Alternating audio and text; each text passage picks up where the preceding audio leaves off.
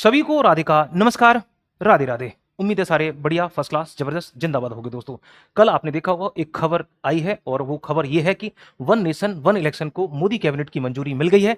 अब ये मंजूरी मिली है, ये आखिर है क्या, उससे पहले भी ये जानेंगे कि ये कैसे बनी कमेटी, क्या रहा, हर बात पर विस्तार से चर्चा करेंगे। दोस्तों, बात है सितंबर 2023 में पूर्व राष्ट्रपति रामनाथ कोविंद के नेतृत्व में एक उच्च स्तरीय समिति बनाई गई थी, जिसकी रिपोर्ट कल आई और उस रिपोर्ट के आधार पर मोदी कैबिनेट से वन नेशन वन इलेक्शन को मंजूरी मिल गई है।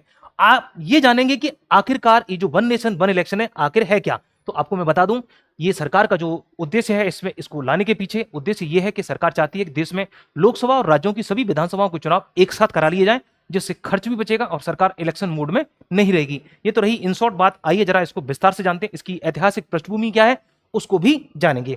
तो पहला यहां पर सवाल है, वन नेशन वन इलेक्शन, या राष्ट्रपति रामनाथ कोविंद है। ये जो कमेटी का गठन हुआ था यहां पर, मतलब इनके नेतृत्व में, वो सितंबर 2023 में, ये हमारे पूर्व राष्ट्रपति जी हैं, अब राष्ट्रपति नहीं रहे हैं, आप ऐसा जानते हैं। और ये गठन हुआ और इसकी मंजूरी मिल गई है। साथ ही साथ आप जानते हैं क्या ये भारत में प्रक्रिया पहले भी रह चुकी है? जी हाँ, बिल्कुल। देश में 1951-52 में लोकसभा के चुनाव, किसके दोस्तों? लोकसभा, और प्लस में विधानसभाओं के चुनाव, राज्यों की जो विधानसभाएं, विधानसभा, दोनों चुनाव एक साथ हुए थे, विधानसभा चुनाव 1951-52 वाले। और ये प्रक्रिया कब तक जारी रही? तो ये प्रक्रिया आप अच्छे तरीके से जानते हो, अगले 3 चुनावों तक और जारी रही, यानी 1967 तक जारी रही।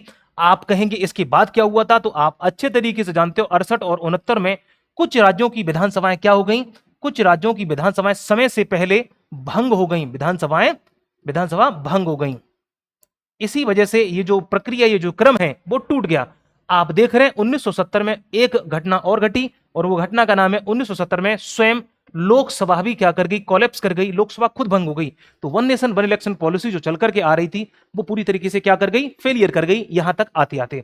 अब एक सवाल यहां से और आएगा, आपसे पेपर भी पूछ सकता है, क्या ये अभी वर्तमान स्थिति में किन किन देशों में ये प्रक्रिया लागू है? तो दक्षिण अफ्रीका आपका इसमें लागू है, स्वीडन में लागू है, ब्रिटेन में लागू है, यह व्यवस्था इन कंट्रीज में आज भी लागू है। चलिए, अब देख रहे हैं कि इसके सकारात्मक पहलू क्या है। सरकार जब लेकर आ रही है तो इसके पीछे सकारात्मक पहलू क्या है, मतलब सरकार इसके पीछे तर्क क्या दे रही है कि हम वन नेशन वन इलेक्शन को ला रहे हैं, तो इसके पीछे फायदे क्या है। तो सरकार सबसे पहला बड़ा सवाल यहां पर खड़ा कर रही है और ये कह रही है कि अगर आप चुनाव बार बार कराओगे तो जो मॉडल कोड ऑफ कंडक्ट है, सरकार उसी में फंसी रहती है, कोई बड़ी नीति नहीं ला पाती है, कोई योजना नहीं ला पाती है। चुनाव चुनाव मतलब सरकार चुनाव में फंसी होती है, उसका माइंडसेट इतना फ्री होता नहीं है किसी योजना परियोजना को लागू कर सके समय से। ठीक, आप आगे देखेंगे कि सरकार ये भी तर्क यहां पर दे दिया है सरकार ने, कि ये कह रही है कि चुनाव जो खर्च है वो बार बार चुनाव कराने पर बहुत अधिक खर्च होता है, वो खर्च एक बार चुनाव कराने में बिल्कुल कम हो जाएगा और वो पैसा कहीं और किसी योजना में लगेगा या किसी देश की भलाई में लग जाएगा। और यह भी तर्क दिया गया कि पुलिस और ये पैरामिलिट्री फोर्स यानी अर्धसैनिक बलों हैं, इनकी बड़े पैमाने पर बार बार नियुक्ति की जाती है, यानी कि जो हमारा जो सिक्योरिटी सिस्टम है वो भी पूरी तरीके से क्या चरमरा जाता है उस समय पर जब चुनाव हो रहे होते हैं, क्योंकि अलग अलग जगह पे पोस्टिंग हो रही होती है उनकी सिक्योरिटी जो पर्सनल है, तो उनको भेजा जाता है। ये भी एक तर्क दिया गया है। साथ ही साथ हॉर्स ट्रेडिंग रुकेगी। हॉर्स ट्रेडिंग का मतलब है खरीद फरोख्त, सांसद और विधायकों की खरीद फरोख्त पर रोक लगेगी और दल बदल जैसे कानून को भी बहुत चुनौतीपूर्ण हो जाएगा करना, क्योंकि ये एक साथ चुनाव हो गए, अब कहां भागोगे, भाग के दिखाओ। तो ये तर्क दिए गए इसके पीछे, इसके फायदे हैं, ये प्रोज हैं इसके, यानी पक्ष में बातें कही गई हैं। अब बात कर लेते हैं इसके विपक्ष में बातें क्या कही गई, इसके नेगेटिव पहलू क्या हो सकते हैं। तो सबसे बड़ा नेगेटिव पहलू यहां पर अनुच्छेद 83 और अनुच्छेद 172 के अनुसार इन दोनों में ही क्या लिखा हुआ है, यहां पर लोकसभा का कार्यकाल कितना है दोस्त? 5 वर्ष का लिखा हुआ है। और यहां पर किसका कार्यकाल लिखा है? यहां पर विधानसभा का कार्यकाल लिखा हुआ है।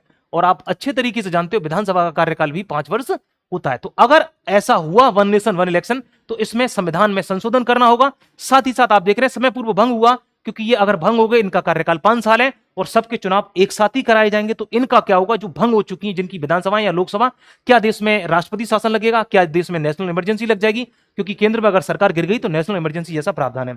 क्या चुनाव दोबारा कराने होंगे? तो ये तो पॉसिबिलिटी है ही नहीं। वन नेशन वन इलेक्शन हो गया है तो वो तो 5 साल के बाद ही होगा, और ये 3 साल बाद अगर भंग हो गई तो ये सवाल खड़ा करता है। ठीक, अब आगे चलते हैं। इतनी अधिक मात्रा में वोटिंग मशीन आप लाओगे कहां से, क्योंकि एक साथ चुनाव करा रहे हो पूरे देश में, तो इतना बड़ा मतलब जन समूह जो आएगा वोट करने के लिए, उनके लिए मशीनरी इतनी कहां से लाओगे, इतने लोग कहां से लाओगे जो सिस्टम को बेहतर तरीके से मैनेज कर पाएंगे। आप आगे देख रहे हैं, बहुत बहुत बढ़िया सवाल यहां से इन्होंने खड़ा कर दिया है। वो सवाल क्या है दोस्तों, एक बार जरा इसको देखो।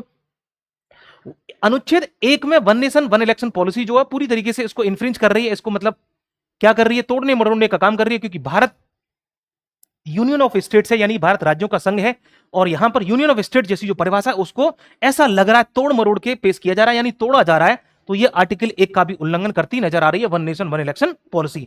बार बार चुनावों से मतदाताओं को अपना क्या है कि इसमें यह भी कह रहा है कि अगर आप वोट बार बार करने का मौका मिलेगा तो एक जो वोटर है उसको अपनी डेमोक्रेसी में आवाज रखने का बार बार मौका मिलेगा, अपनी इंटरेस्ट को बार बार रखने का समय भी मिलेगा उसको, तो कहीं बेहतर ढंग से डेमोक्रेसी में अपने आप को एक्सप्रेस कर पाएगा। तो क्या रहेगी डेमोक्रेसी की एज, क्या रहेगी डेमोक्रेसी की स्थिति, आप भी इसके बारे में वीडियो में लिखेंगे। आप आगे देखेंगे इसमें और स्थिति क्या है।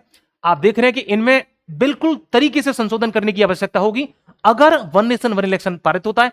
आप देख रहे हैं 83, 85, 72, 172, 174, 356 इन आर्टिकलों में संविधान संशोधन करने की जरूरत जरूर से जरूर होगी। अब मैं आपको वो बताकर चलता हूं जिन पर मैंने ये सोर्सेस लिए हैं, और ये सोर्स कहां से लिए हैं इनको भी आप अपने एग्जाम में रेफर कर सकते हैं, और जहां से इनको इन डिटेल भी पढ़ सकते हैं जो खबर कल निकल के आई है।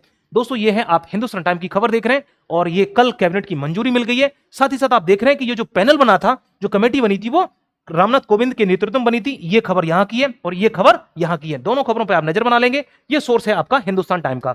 आगे देखिए जरा, ये क्या लिखा है, इंडिया टुडे की खबर है ये वन नेशन वन इलेक्शन इसके ऊपर है। आप यहां भी जा सकते हैं, और ये मोदी जी का पोर्टल है ट्विटर हैंडल पर, आप यहां जाकर भी चेक कर लेंगे।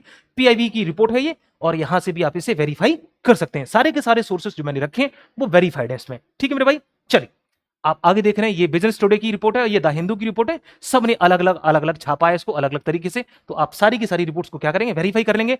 आज के इस एपिसोड में इतना ही करेंगे। अगर चीजें अच्छी लग रही हैं आपको, यार दोस्तों में शेयर करिएगा, सब्सक्राइब करिएगा। मुलाकात नए एपिसोड में फिर होगी, तब तक के लिए नमस्कार।